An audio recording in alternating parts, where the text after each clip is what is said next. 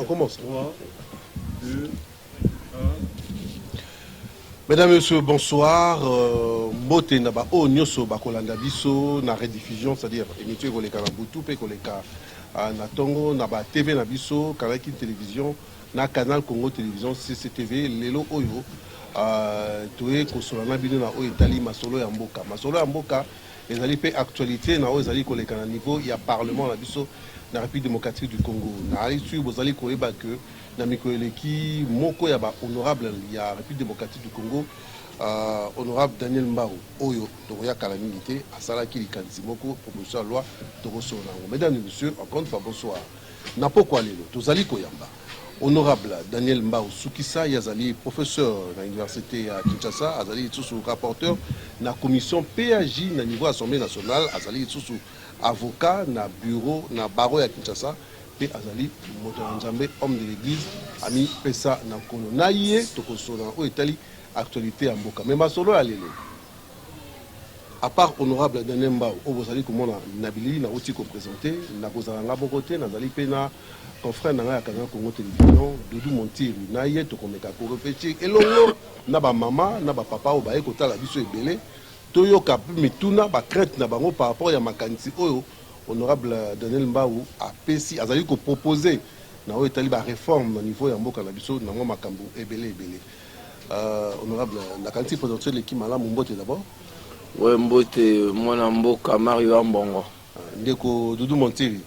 Namoni base za na biso, la population za na biso. Yo moko mo lelo ezali sans tabou hein, tokoso na oyo etali mituna ya mboka. Oui, c'est très important. Mbote na yo lokola na honorable Mbao Daniel. Ils sont dans l'itomba. Donc pour très souvent ba député tant ba za na parlement peut-être base va comprendre malamu mingité communauté population za rapenza na mo ba ignorance mangabelé contact oyo et vous permettre à ce que moko na moko aloba na mission honorable ne zo kanisela makanisi oyo loi oyo honorable a proposé pour na kosa la vulgarisation moko ezali penza kolongo bana et j'ose croire que zili kanisi kitoko et base de comprendre que tout le communauté moniba moko mo peut ba comprendre et ndenge longo bani to c'est ko ba na initiative kitoko Mario Mboko. En tout cas, quand ndenge outi koloba ya moto banda to lingi nanu ye moko nanu honorable Daniel Mbao avant de permettre la biso a expliqué biso genèse des alinéni par rapport à la loi nae a meka ko récapituler biso qu'est-ce qu'il a proposé na ba congolais pour changer un peu le vécu na biso quotidien et puis le pourquoi avant to kota na mitu. Bon, merci mwana mboka Mario Ambongo. Et il faut dire d'entrée des jeux que les Congolais va s'engager la loi sociale. Les Congolais va critiquer en disant que bino va politiciens sont ok qu'on a la loi institutionnelle, soit loi sur la CENI, soit loi sur les SENSA, mais qui parle au peuple été. Alors na banzaki lokola moto ya kelasi na banzaki était il fallait toucher un segment important de la vie à les Congolais code de la famille parce qu'on a considéré que après constitution et c'est vrai hein, dans l'ordre de la hiérarchisation il y a ma valeur matriciel, il y a un texte. Après constitution, dans Mboka, il y a un code de la famille. Parce que le code de la famille, il y a un solo, vie en société. On ne peut pas construire un État développé sans qui, si famille, qui est la cellule de base. C'est comme ça, comme vous l'aurez constaté, en gros, il y a proposition de loi, même la proposition de loi, nous toucher la question institutionnelle. Interprétation pesale au lengue dans le lengue. Justement, donc le lot peut dissiper le malentendu. Parce que Moussou, ça critique il texte, alors que Tangi en côté, ma congolais, Moussou peut ayoki na balabala. Moussou ça célébration vide. D'autres qui mayo quitté à mon angaïté, voici je suis là pour récapituler ma proposition de loi. Donc proposition de loi Oyo, ils en a 59 articles. Donc le premier texte initial, il a 48 à 59 articles. Proposition de loi aux innovation et belé. Question à d'autres, ils ont intéressé plus d'un. Ils ont à peine à 4 ou 5 articles. Mais tous les restes, ils ont touché la question fondamentale de la société. Bon, on va en parler peut-être à maman, à papa Bazawa. Pourquoi les Congolais sont très attachés à d'autres qui est la question très fondamentale. Voilà. Proposition de toucher même la question de succession, la question de libéralité, régime matrimonial, personne fiançailles. Et toucher le segment sur la vie. Sur le plan, il y a succession. Proposition, ils ont protégé conjointe survivante. Na lingala.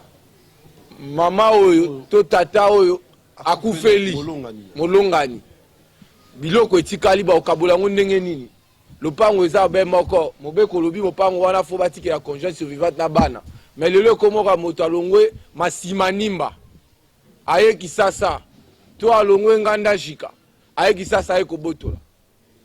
On me parlera de l'usufruit, ça c'est sur le plan civil. Mais sur le plan pénal, proposition de loi Oyo, et qu'on protéger maman Oyo, tikali veuve nabana, à travers les mécanismes de pénalisation. Il y a des déguerpissement illicite. Le long moto benga la veuve nanda au kotiboloko. Proposition Oyo pour la veuve et qu'on protéger contre la pratique post-mortem. Oyo contre les games. Na français, na lingala, bambeba ozo salama. Nanzela a coutume. Papa a koufi, ya bokoko, voilà. Babi faut sokola maman, faut pas melisa maman bambondo. Babi baso ya bomi papa toté. Bon, dans ma circonscription, j'ai eu des cas comme ça. Au maman msusu, babi ça y mbondo, babi baso bomi papa to maman. Le jour qui a suivi, elle a fait des frissons et puis a saigné à Makila. Après 2 jours, mort s'en était suivi. Tu as vérifié à l'autopsie, donc babi melisa la bangoye poison. Et ça, on a à coutume. Donc, il faut qu'on protège. Est-ce que ça m'a bé? Est-ce que ça m'a bé? Innovation, sous tosali institution mon trust. Le lot n'a pas expliqué en côté, mais bao baza ba succession à mineni. Na ba actif ya mineni. Na ba conférence mikoza ba comprendre que c'est trust et ça transposé du droit canadien. La France peut ba utiliser qui mécanisme pour protéger Peugeot. Ma succession est bella minenne. Donc c'est un nouveau mécanisme de transmission des actifs successoraux. Tu as vu dans le Congo, succession se transmet soit par voie testamentaire, soit par voie ab intesta. Depuis 1987, tu as le 3e mécanisme de transmission. Donc ce 3e mécanisme assure la protection de la succession contre les intrusions de personnes de mauvaise foi, mais ils ont assuré aussi transmission transgénérationnelle, il y a la richesse. Donc, code de la famille est commis un texte non simplement d'imprégnation sociale, mais aussi un facteur d'impulsion économique. Donc, et si quand il y a le économie, donc, 3 tours, n'a pas expliqué pour tout le monde mal entendu. Mais c'est très important. Je crois que ma grande firme, ma grande famille, même l'État congolais, est très intéressé parce que 3 soignants, ils ont un vaste outil ou une machine de production fiscale. Donc, et comme on a généré un impôt pour permettre les finances publiques à l'État où il est. Donc, il y a bien des choses, tout ça, les missions élaborées, ça va permettre sur Trust. Rapidement. Question, il y a moi un sous capot à question d'autres. Au moniteur m'a révisé le code de la famille. Hein? Je pense que ma maman Bolanda qui s'inso na lemba matete maman Bolanda. Donc les articles 915 ba supprimer qui en par les législateurs. Oh ba député bazaki avant biso. Ba boma ki yango ba yeba kité pourquoi ba boma ki yango. Or article wana et ba non sa référence na code civil ancien aux abrogé livre premier na titre nango 2. Ils ont traité ba droit ba étranger ou des personnes avec éléments d'extranéité. Le droit international privé est un soubassement commun. Donc, tous ces étrangers qui viennent investir ici, comment la bango na Congo et banité baba la nengeni. Ba transaction na bango ba osala e banité osama nengeni. Ba acte ya dernière volonté et banité. Neti papa Jamal dans la prison à Koufi na prison makala. Ba okabola ba bien ndeni. Ba okabola ndeni. L'on a besoin de prévoir sur le mécanisme. Donc il fallait faire ressusciter le droit international privé. Dans la France, dans l'Afrique du Sud, dans Mikili Moussou, ba expatrié, tous on a besoin qu'on investir dans Mboka Abino, mais droit international privé na Congo ils sont soubassement commetté. Moi ba Congolais ba zo misala eza te. Comment tu regardes la société à biso tant que ba droit privé na biso dans soubassement juridique te. Donc c'est une façon de comment yon de Kodoudou, il répondre à la question à tout na honorable Daniel Pogno Salebiso, loi ou ça la misala te. D'accord, si tu commences à évoluer, prochain to tikio aux rappelé professeur, né na rappelé qui aussi c'était. On le dit 59 articles dans la proposition de loi, mais sur les 59 voilà 5 articles à réseau concernant ma adulte, 5 on a à peu près au limbo la biso et puis tu peux savoir maman la bande quoi ça mon tourne pe ba le basso des années. Bien. Mambadot, c'est la 7e innovation, il y a 12 innovations. Mambadot dans le biboy. Désormais, il faut tout ça la distinction entre valeur totale et moi si la valeur intrinsèque et moi si. Naïba maman ba dans la République démocratique du Congo ba tcheloko na mutu. Que ce qui est important dans les mariages, ce n'est pas la dot. Où est important la libala, c'est l'amour, la considération, l'affection et le respect. Bakoyi ko ba là on a 150 vaches. Ba pesi $10,000 américains pour babala yo. Babale on a kati ya bateau. Mais si l'homme a besoin que épouser, il ne te respecte pas, il n'a pas d'affection pour toi, le mariage perd tout son sens. Tout ça, il doit au ça, maman possibilité de recouvrir valeur na bango, il y a bon moto. Parce que moi si sa valeur est inestimable, au côté qu'à moi cité. Maman ne m'opère si bon moi. Maman m'opère si vie. 500 euros fixé et sa valeur totale. Non, banta, bola nanga bien. Ça veut dire quoi? Valeur totale et nyoloba motuya ya mbongo ya dot. Parce que dot wana il faut la symbolique. Dot ezo réunir mobali na mwasi. Mais mbongo ya dot eza mwasi te. Yango wana pour dissiper m'entendre, je n'ai jamais dit. Moi, si ce qui a bota, il faut aussi $200, $100, maman Moussa. Est-ce que maman a lobby bongo? Est-ce que la lobby net na kuta maman Moussa bio nga zandundu ono a lobby na kendo fele? Est-ce que na loi na nga na 59 articles na lobby bongo? Maman Moussousou akuta ina nga singa ono ba biloko na bota bana mibale nga fo 150. Est-ce que nga la lobby bongo? On est à biloko so bana na balabala. Biloko wana pe nazo sepela na ngote. Parce que ba Congolais ba lingi mingi o etali makambo nzoto. Or, moi j'envisage la stabilité de la famille. Ça veut dire quoi, honorable? Ça veut dire 500 wana eza montant, il y a d'autres. Eza montant à moi cité. Pour tozaka maman abiso lokola maman par exemple maman Janine Mabunda. Valeur totale naïe. Ils ont à confondre na valeur intrinsèque à maman Mabunda. Bat par lobanini, so on peut sa moitié valeur. Et c'est une d'autres naïe là, ya motuya. Tant que kiti si d'autres, aussi valeur à moi si pe, au kiti si ango. Voilà. Non. Na kiti si valeur à moi, c'était pas moi si. Est-ce que tu os se confondre, tu os se comprendre moi si a na valeur té. Et puis d'autres, ils ont conditions de fond et la formation en mariage.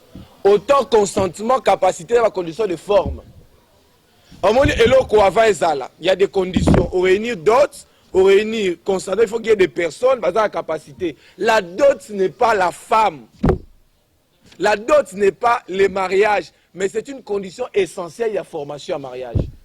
Tant ils ont pour expliquer comment la législation évolue de 87 à 2016, même en 1894. Je veux que tu vas retenir ceci. À côté à $500, et ça n'a pas fourchette au cours discuter il y a une clause de convention numéraire où ils ont permettre mobile à kende au-delà de 500. Ceux qui ont confiance dans mobile le cas en moyen, à quoi on a $10,000. Est-ce que maman bola nara? À quoi on a $20,000, $30,000, mais il est interdit dans la famille à moi si. Les cafouchettes, il y a $500. Voilà la subtilité, l'intelligence de la proposition de loi. Deuxième aspect de la proposition de loi a encadré liste coutumière. Nali kolobate que ceux qui ont payé $500 ont payé ça sous maman li putate. Faux. Bama puta bilamba maman, bilamba papa, bakalebas, ils ont relevé la liste coutumière. Alors, liste ya mutu na mutu esengeli est respecté coutume ya mboka na bango. Plasma. Voilà, désormais, plasma, désormais on va aussi un abonnement il y a 12 mois. Groupe électrogène. Groupe électrogène. Oui, oui, moto, ok. Et l'ongwe. Est-ce que tu sali mabe? Parce que les couples belé, ils ont vivre à union libre. Moi, je balana. Exact.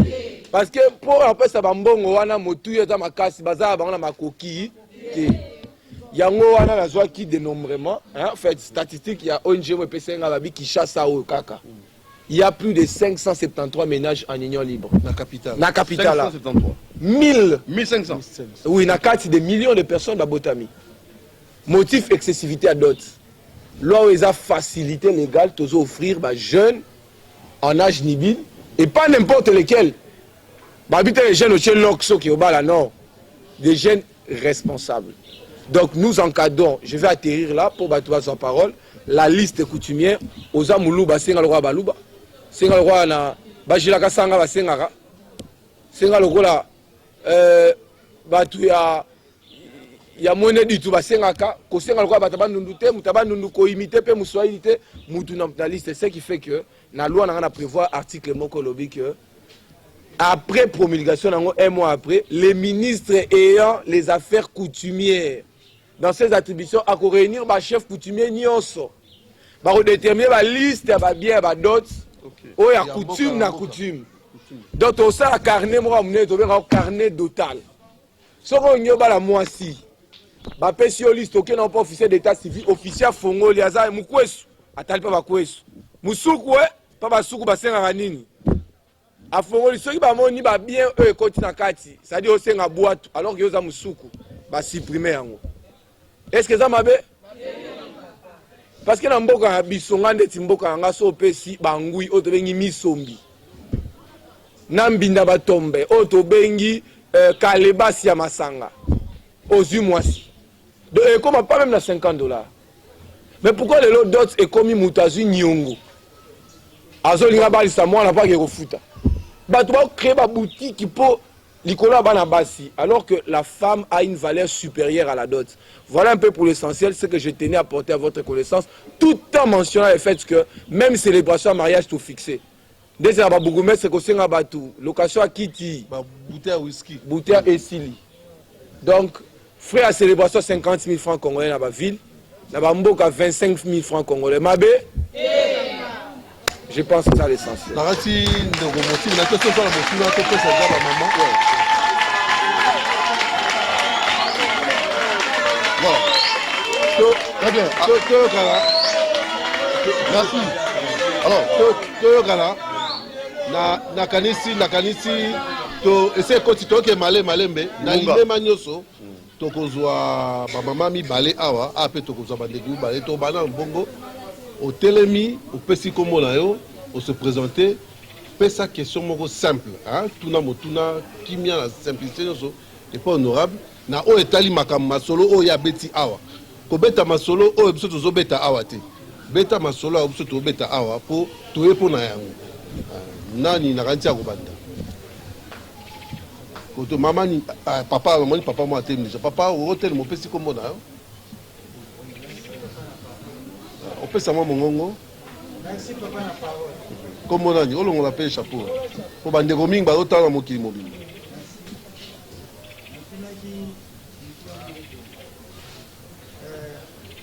Merci na makanisi ya papa honorable et après ça ici. Donc, c'est tout. Moi c'est à mon seka. Na moi si oyo abota déjà.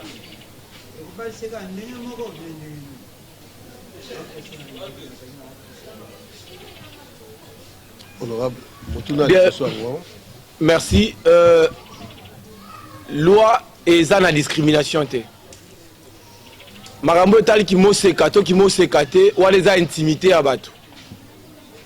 Natkal ko batam comment que moi si oyo azamo sekate azana valeur te non pas du tout. Bango nyonso bazam baza kobala bango motango moko.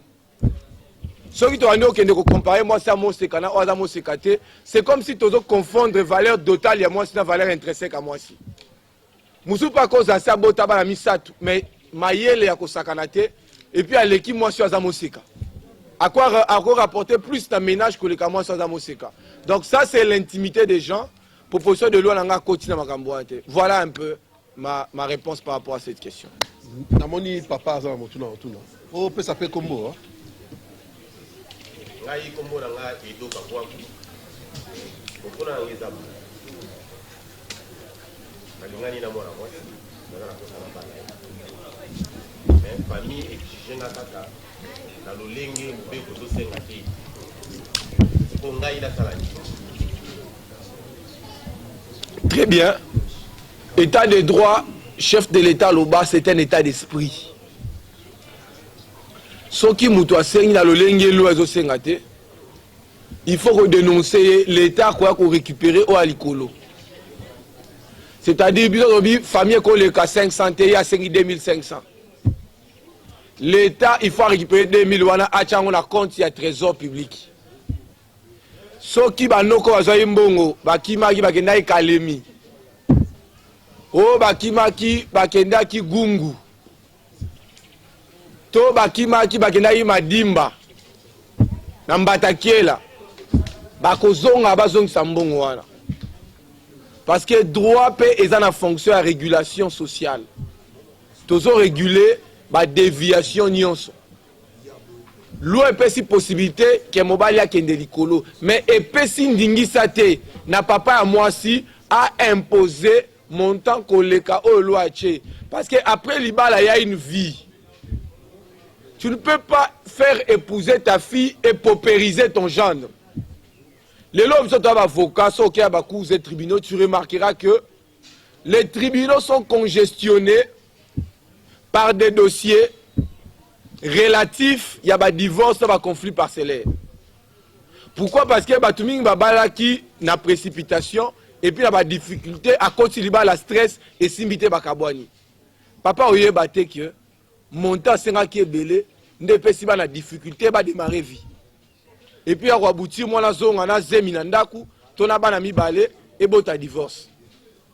C'est une facilité, gars. Je sais que il y a plusieurs autres aspects à vie au législateur faut régenter. Mais l'aspect le plus fondamental, c'est la famille. Le loba ne belé, je crois, parce que papa, avant d'arriver à Messika Morote, soit tout le monde avant d'arriver papa, soit na maman, soit tout le monde avant d'arriver papa Coco. Pourquoi? Parce que papa na maman, baba na te, défaut, faute, il y a d'autres. D'autres habits, ils lengi na munokoto bokabola mais ils ont des conséquences sur bateau va repesa on va débiteur il y a d'autres. Débiteur d'autres nous sommes incapables de pesa ngo asundoli mwana akei. Atiki mwana na mwasi. Et puis finalement moi a commis voyou, a commis facteur il y a insécurité dans la société. Donc, ah, on a de lingi dans la proposition de parce qu'il s'agit du code de la famille. Moi, azana tata, moi, azana maman, bah, vendre des sikamoko, bah, c'est dota. Des familles consciencieuses, des familles stables et régulières. Voilà un peu ce que je peux porter à votre connaissance. Na évité ce qui n'a le mabe. Motuna mususu. Ndeko, pardon. Ndeko, pardon. Toze bakoloba, o amoni likanisi. Alobi akoloba pete tikaka loba kaka ndeko musu waza motuna kuna a hôtel ma pesa atuna wa moseka soki a dans le comité awa je sais pas ce qui ndeko mo pas dans motuna awa avec allez-y mon frère. Merci pour la proteste. Les étudiants la campus et à l'économie dans un mois Nalombango ata 2 mibale ya liboso ezali koloba que soki famille a fixé au-delà du montant oyo proposition aussi kopesa pour na milieu urbain $500 soki ezali voté par la loi donc mbongo oyo excédent c'est-à-dire oyo ekoleka nde l'état kozwa yango akolande la famille wana ba fixer mbongo olela. Alors si ça arrive que le mari a se porter garant il y a kopesa valeur et pas ya mwasi na ye apesa ona volonté na ye moko.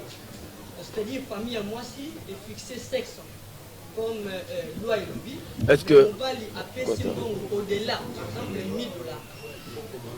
Est-ce que mbongo wana est dans le trésor public ou bien comment? Yami Balé, on est libre. Yami Balé, en tant que scientifique, parce que tout à l'heure, il y a des milliers de l'otili qui est continué à noter. Et ça, la 6G jusqu'à présent, et même le message, on a une commune bangote.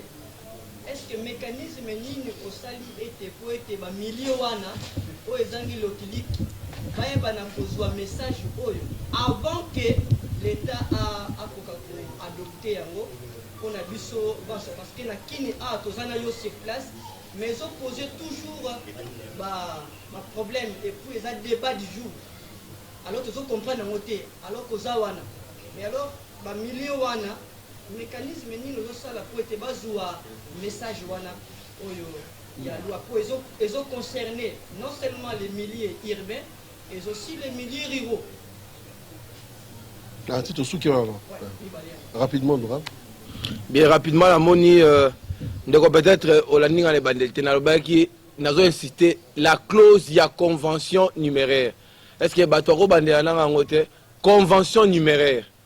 Beaucoup Bandéana ngoté? Convention numéraire Ngyo Babouye. Il est autorisé dans Mobali à qu'il est au-delà de $500. Parce que honorer moi si nayo, c'est aussi une question de fierté personnelle. Namona Moutoumousou a proposé $300 dans la liste. Atali poa naye, Azaï Moutouakasai, Abi non, na poa nanga 300 au Kendete. Bon, bah, ça 0 mon na coin. Et ça dit $3000. Namona Moutoumousou soupé. Abala moi si naye, Aza politicien boye billet à l'époque Yakala. Na $1 million. Et puis qui s'amité. Mais là qu'on a insisté, subtilité à l'eau, c'est que 500 wana est opposable quand on a famille à moi, si on a famille à mobilité. Donc, différence c'est ça. Voilà, différence c'est que 500 est opposable dans la famille. Il y a moi si, mais à mobilité. Parce que tu as des conditions égales. Bisognos tozo ambo on est morté. Mouteur au pèse 2000, 5000 à cause d'un sous commerçant, politicien, homme d'affaires. Mais tout le monde n'est pas homme d'affaires. Donc on empêche les Congolais de se au bazar milieu périurbain, au hasard maçon, à qui est au-delà. Et puis 500 il faut payer 500, on peut payer 300 aux mois-ci, on peut payer $70 aux mois-ci. Pour tout le monde qui nous ont dit. Tolini de d'autres ezala na caractère symbolique, mais à côté respecter la liste et la coutume nabino. Peut-être que question monsieur Zoya va tout est-ce qu'il y a 500 wana? Toyambi ya babo kilo na lobi te. 500 za koyamba babo kilo te. 500 wana za valeur totale. Na lobi na kati ya mobeko o so tanga article 364 etina C et que bis na chez article 64 bis et que likambo est allé fêti et ça na ecclésia et ça na coutume et ça devant officier d'état civil et commis na compétence exclusive ya ba marié limbola en côté bangonde bako bimisa mosolo pona koyamba batu à part 500 parce que mobali azoya ko ba ya moi 6 fois à la responsable. On a deux combis à Batou et tout le quoi Batou 50 personnes au PC le hôtel à 500 et puis on a exigé un peu ça me bloque au lia de ça signe à ma baie et ça signe à ma faut pas bengana yo en principe 5 adultes mais ceux qui ont ligné ba yambabino oye na montant on mususu wana eza prévu na loi té mutu muso ko ba la moi ça paye 500 m'a paye $3000 ya réception. Et c'est interdit. Si vous avez une photo shoot dans la loi, non. Il y a la photo kanda, photo normale. Et ça droit na yé. Il y a utilisé photo shooter. Il y a une profondeur numérique très dense. Et ça droit na yé. Il y a qui la paix na kati espace ya bateau à côté de bateau. Et ça droit na yé. mosusu mpe bo interdit ete so anyaba na lupango wa bato babongisi ba fleur eza droit na bango mais auto réguler eza monter à dot parce que loi na biso lobi ke dot na Congo eza ba bien et ou l'argent ngai te depuis 34 ans mingi totanga loi na biso te depuis 34 ans ba bi dot eza composé na ba bien et ou l'argent ça dit ko pesa ka ba bien ya pamba esili selon coutume to okoki kopesa mbongo esili selon coutume to kopesa na mbongo na ba bien mais sikoyo aspect ya mbongo eleka 500 okopesa même $20 soki boyokani na kinzonzi okoki mpe opesa $10,000 yo mobali soko décide obi bon nga na leki lwambau nalinga mwa mwasi o mingi nazo prouver famille ok naza makasi na pesi 10 000 ce n'est pas interdit mais tobo inde famille à maman ba déborder est-ce que mabe ezali biso toza basai na nzambe esengeli tobalisa et puis esengeli mwana na mwana aza na famille c'est cela l'objectif qui est poursuivi. Et la famille, je la considère comme une machine de production de citoyens. Nous ne pouvons pas avoir de bons citoyens sans avoir des familles stables et cohérentes. Voilà, c'est pourquoi nous avons élaboré cette proposition de loi. Mais je vais encore noter par rapport à la question de la vulgarisation. Vulgarisation et zangaïté. C'est vrai, dans ça, on a un moyen de bord. Mais vulgarisation, l'État s'occupe de la vulgarisation. Et comment la Constitution? Ce qui va promulguer loi, l'État faut vulgariser. On peut même dans la langue nationale pour batanga. Mais contrairement à ce que tu dis, et qu'il y a fait fois walika les téléphones ont plus de 17 groupes WhatsApp plein. Bah jeunes bazo CPA na Beni Butembo, je vous salue. Bino Bolandanga, je crois que vous vous reconnaissez. Lubumbashi, des jeunes attendent ça. Bah msuku doit bien la goma babi que ba tumusu ba komi koyiba na bangombe. Pour bala. Au moins bakangi muto akenda oyiba na krala ba ngombe pour bala. Trop c'est trop. Il faut réguler cette question. Ça commence à troubler l'ordre social. Voilà. Ouais, oui, le temps, le moment naturel. Doudou, une minute avant tous maman, parmi 59 articles mais le niveau ma bota ba pour un peu aller belé les bandeli au chrétien qui mouké papa koufi atiki ba biloko bana msusu ba côté ba balabala tout ba problème pour ma succession msusu ba ko ba mobulu est-ce que pour la sécuriser les uns les autres parce que le but na yoza ko se baser mingi na social. Vous avez pensé à ça? Oui, l'article la succession ça est belé kutu koleka. L'article la dot. Non tu le bangwa toujours protéger ba petite succession. Même dans la grande succession. Tu peux sa possibilité, la conjointe survivante, la héritier à première catégorie, va se plaindre devant la justice.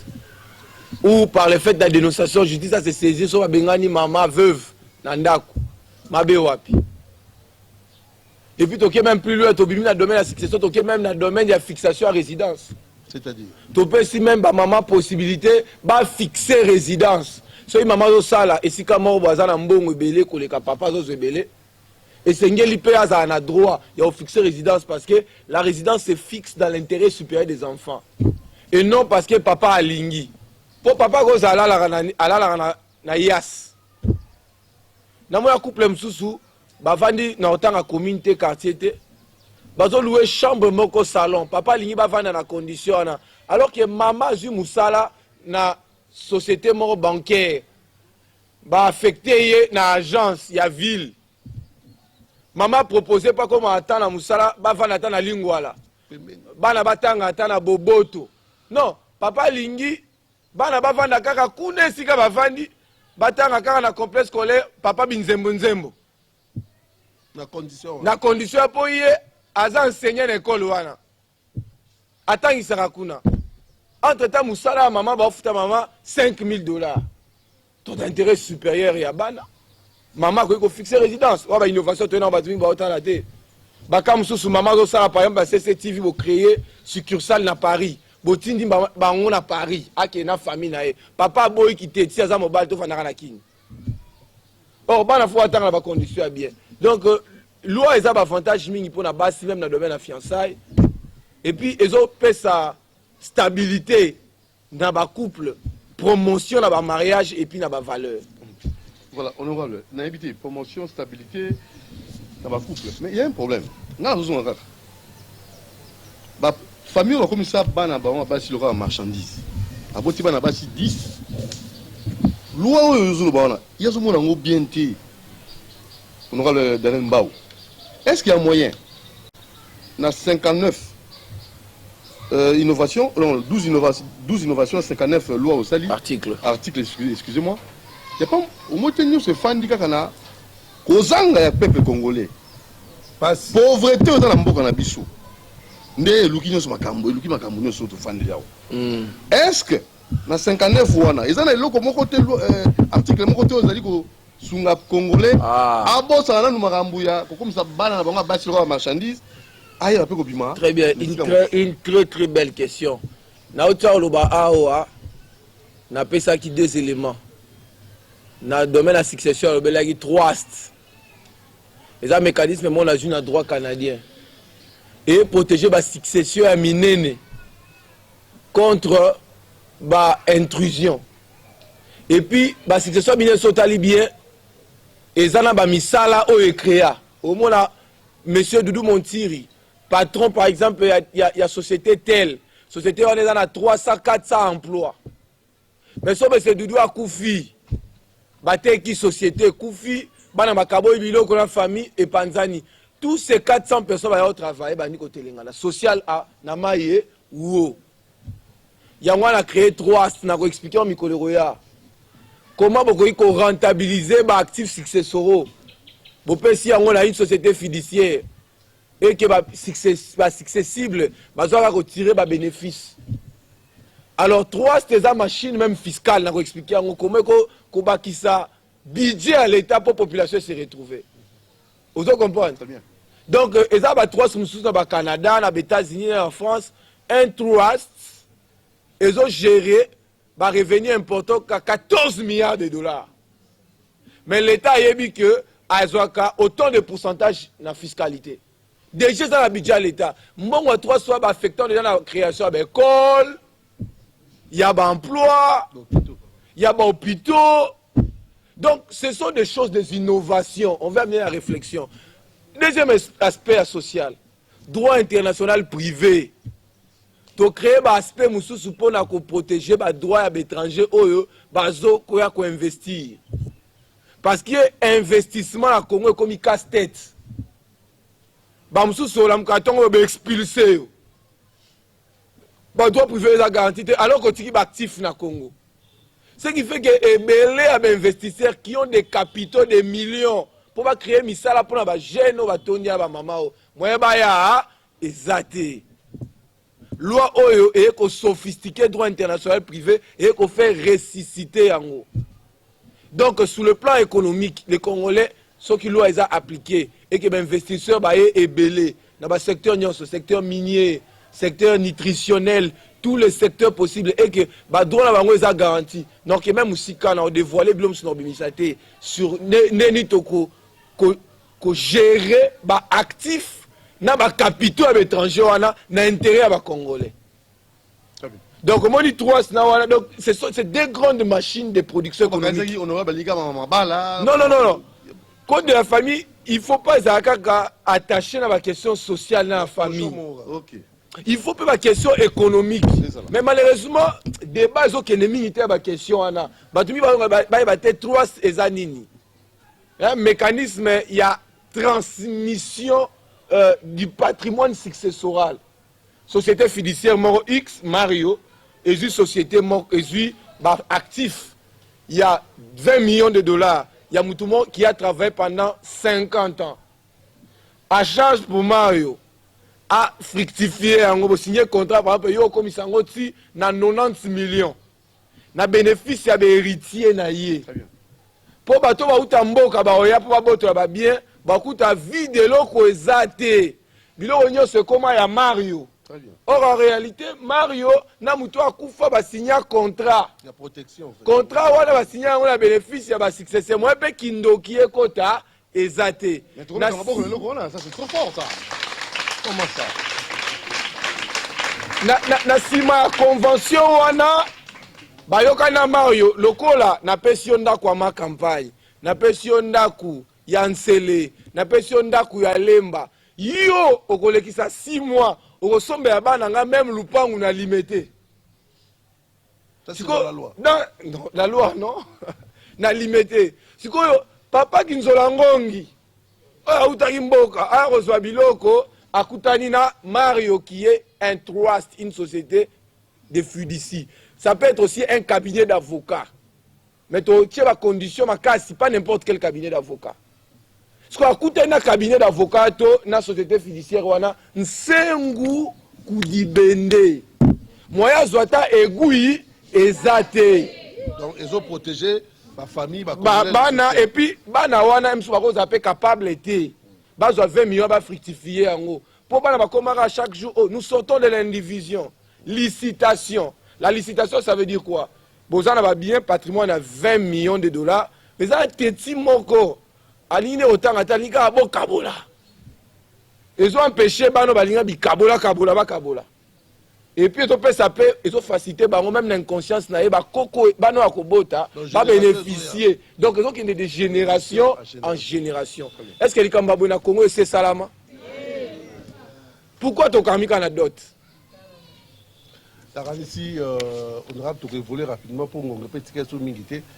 Bah, jeune moko bazali a moko azala moi témoignage à ça là. Tu as soki kanae par rapport à madame Nao et Zali ko ba ndenge ni zali ko soutenir ndenge ni. Ndeko azali so moko a repé sa témoignage. Moko a repé sa témoignage à parcours ya lolenge à ce comporter de la société par rapport à boé. Parce que dans la loi et le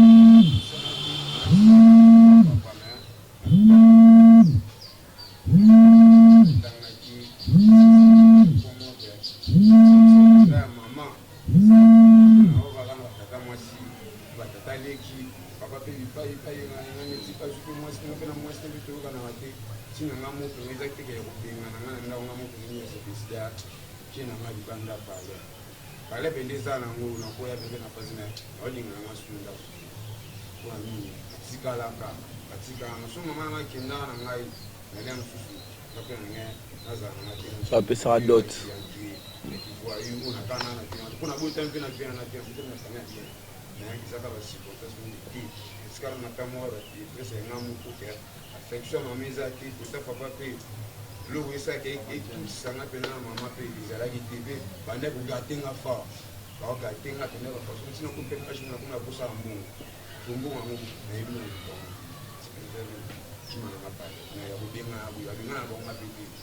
Apena bango pe tufana peti bakanga apena pe ndoki peti eloko peti tusola apena bango kali o ngai mona ki ba point o mo ba zili na pa mo e ba dot ti ele ma divorce o big ya dot ite bala izano pe atika mbungu izano ke o ba zo papa na mama baza même wani education ba pesa bana ko ntongo ko kola baza ka toujours loko na kete wala ka mama bango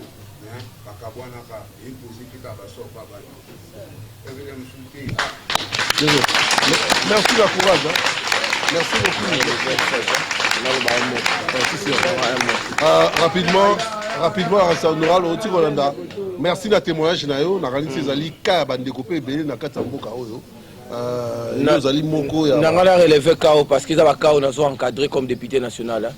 Moi on moni rapidement comme on est Mardoché. Alors moi mort abota na Rigini. Na quartier ba mbongo we misolo époque à Mobutu.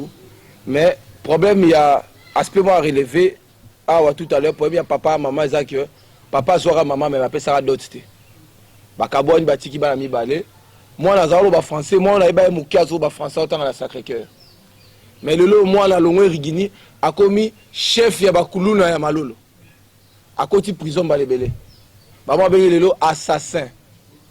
Alors, il y a bateau négligé aspect à d'autres, mais il y a des répercussions sur la famille. Voilà ce que je pouvais dire à ceux qui commentaient à monsieur Zalia, à monsieur Zalia, à Kopesa. Motuna Asuka, pour te remettre dans Asuka, Mbamba maman. Mandanga. Mandanga, côté Mamba, tu remettre dans Asuka.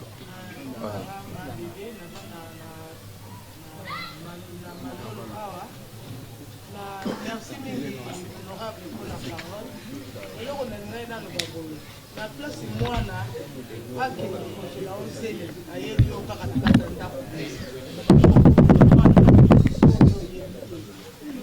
oyo awuti kote mosusu mobali atie ezemi ayeni kaka bongo na kati na ndako atie ezemi aliyobani kobokola mwana na place mobali aya kobala mwana ata na 500 ozwi biloko no nyonso kaka ndenge bazosenga ozwi na 500 na mabe eza wapi honorable azoloba likambo ya bien tala bana lelo ya basi ndenge baotelingana na telingana soki moto ayeboye mobali ayeboye responsable ayeboye na 500 abala mwana na nga na koboya te na kondima na place mwana ke ezela nga zemi na place mwana komela nga ndumba na place mwana komela nga mabe malamu tuku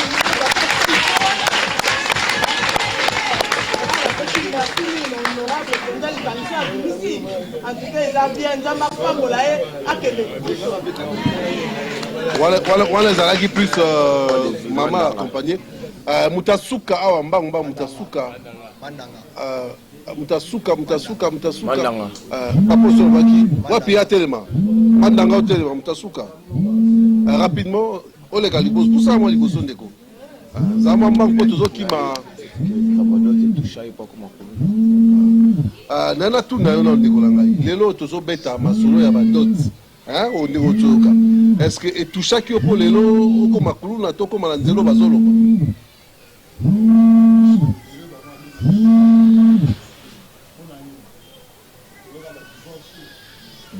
Dot.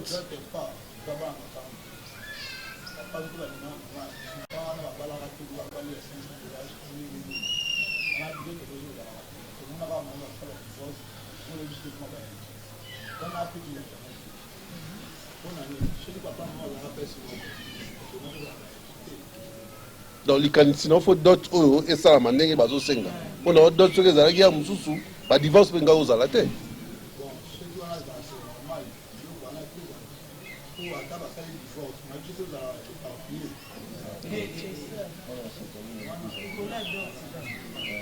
Merci beaucoup.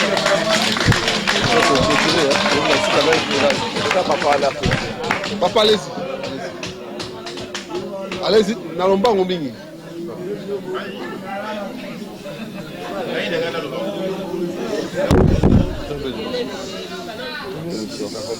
Ntango tozoloba makambo ya divorce mosusu eza composé à partir ya bafoyer na biso moko na ndako na lolenge neti honorable mbau okosala mobeko awa eza kaka bafamille oyo nomona oyo bazosala persistance biso 500 te biso 1000 biso 3000 biso 4000 mobali mpe mwasi yango ya 3000 4000 otie na ndako nayo mobali na ya makambo na libanda nayo na ndako bokoma kobota bana yo bokola akonsekansi yango oyo tosomona oyo boseka te botika loba boseka te botika loba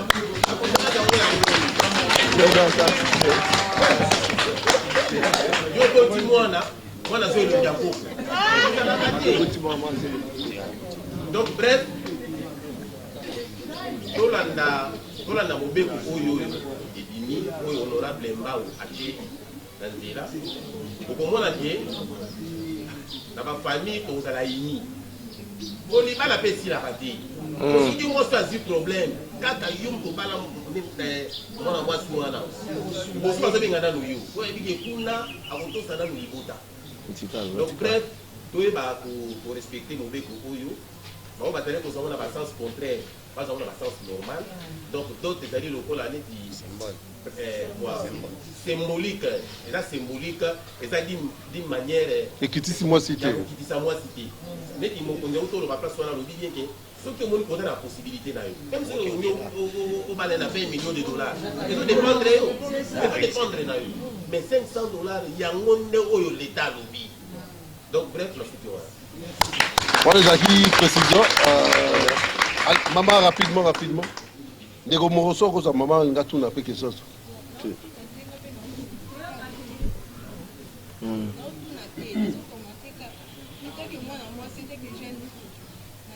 Parce qu'avant, on va comprendre la moto. Ndenge va expliquer à comprendre si quoi. Que na CP na loi au makas. Et on peut encourager les parents petit système wana kalaisé. Qui va faciliter biso pour nous valider. Ba proposant bazoya, bazoikende, po bazobanga.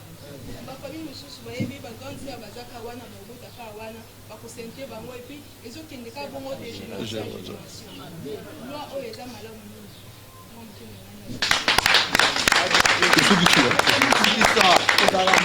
Pousser kaka. Éthique à l'internet. Oui, maman.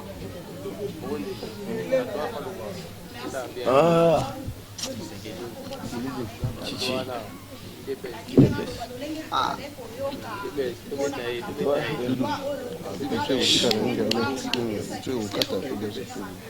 Sikoyo lolenge baéclaircir biso tocomprendre eza malamu mpona kotala mibali ebele bakoma kokima mpona koya kobala basi ntango aye boye atali facture oyo bapesi ye eleki akoki tomona akimi lobilobi asete mwasi te tofanda na biso kaka tobokolaka bana mais loi oyo honorable na biso asali eza malamu mpona kofasilite mibali. Ntango aza na 500 na ye aye abali mwasi na 500 eza te ke 500 wana biloko nyonso eza na kati te liste eza apart mais dot eza $500 eza malamu na sepe nango makasi bato misusu ete babe koyoka okomi na 500 makambo nyonso na 500 eza bongo eza liste bakosala eza apart mpe mbongo ya doti eza 500 tosepe na lwana makasi honorable ya biso aumela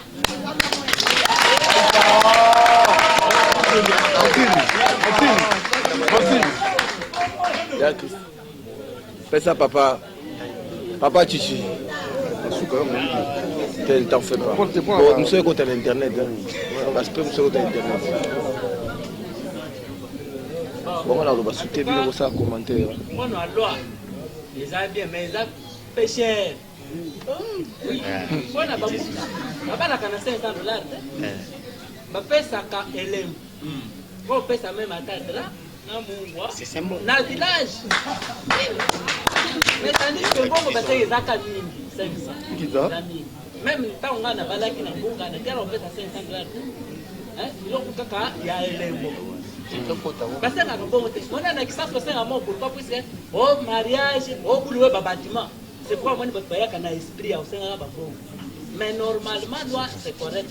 Mais bon, vous êtes fait l'unique. Par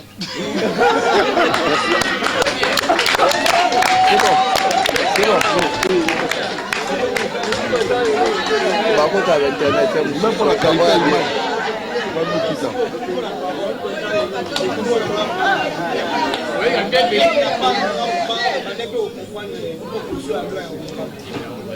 lelo mpena ndenge komona explike yango bamisuka bandi opanzaka ke oyekaka na 500 opesi papa ya mwana azwi kaka 500 wana nde baexplication ezaka ebele mais lelo nde nazwi explication na sepe na explication oyo okokobaya mwasi nata odele ya 2 millions ndenge olingi soki oza makoki na yo mais eleka loi oyo honorable ya propose te merci nakosenga na honorable président mboso kodia na bahonorable député national oyo baza na assemblée nationale vraiment bo appuye loi oyo mpo epesa biso mpe epesa jeunesse lisungi ya makasi mpo nokolekaka doti mpo lobi mpe biso nyonso tovanda malamu na bana na biso na baboto na biso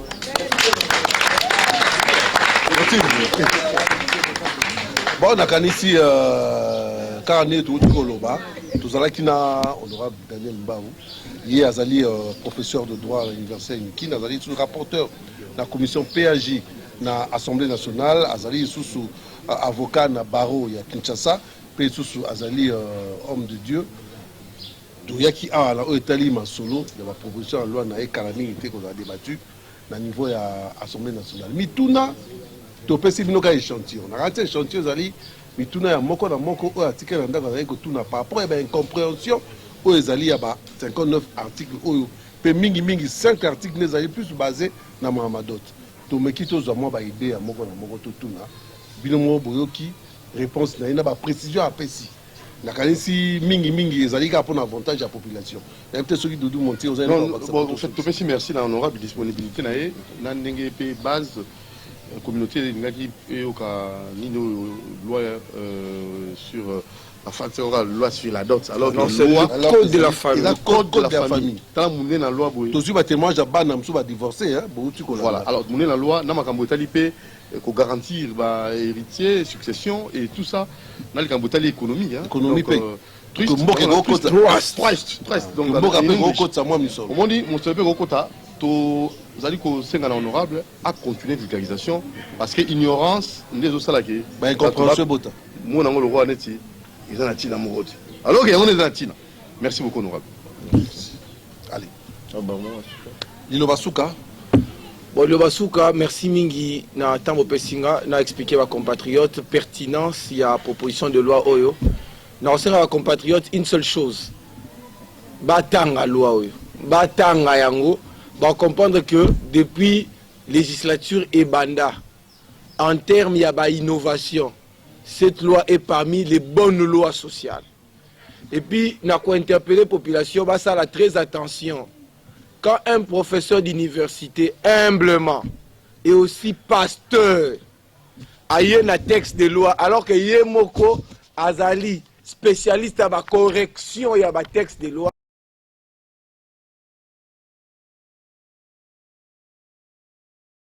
Mususu Oyo, Atanga, Mingi, Akobimisa, élément moko, to slogan moko, Oyo Komo na bestial. Alors que derrière cette bestialité, il y a une intelligence profonde qui est cachée. Faites très attention. C'est comme ça la Bible dit, du fort est sorti le doux. De celui qui mange est sorti ce qui se mange.